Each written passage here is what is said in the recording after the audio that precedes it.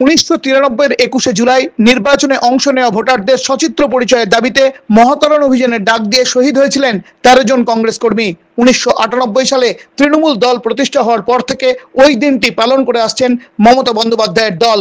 এবার রাজনৈতিক কৌশলে বহরমপুরের প্রাক্তন সাংসদ অধীর চৌধুরী 21 জুলাইয়ের পাল্টা শহীদ দিবসের ডাক দিলেন। ওই দিনই যুব কংগ্রেসের ডাকে পলাশীতে শহীদ দিবস পালন করা হবে বলে জানিয়ে দিলেন তিনি। যদিও সেই কর্মসূচি পালনের জন্য নদিয়ার পুলিশের অনুমতি মেলেনি, অনুমতি নিতে হয়েছে কলকাতা হাইকোর্ট থেকে। কিন্তু তার শহীদ দিবসের ইস্যু কি? জুলাই আমরাও এই মুর্শিদাবাদের পক্ষ থেকে যুব কংগ্রেসের ডাকা পলাশীতে তামান্না এবং সেই সঙ্গে আমাদের ঘরের মেয়ে অভয়া এবং ছোট্ট শিশু তামান্না, এই যে দুজন হত্যা হলো, পরিকল্পিতভাবে যাদেরকে হত্যা করা হলো, তাদেরকে শহীদ বলে ঘোষণা করে আমরা তাদেরও বিচার চাইবার জন্য 21 জুলাই আমরা সেই পলাশীর প্রান্তরে সভা করব।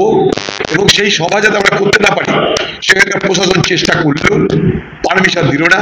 অবশেষে হাইকোর্টে গিয়ে সেই সভা করার অনুমতি আমাদের নিয়ে আসতে হয়েছে।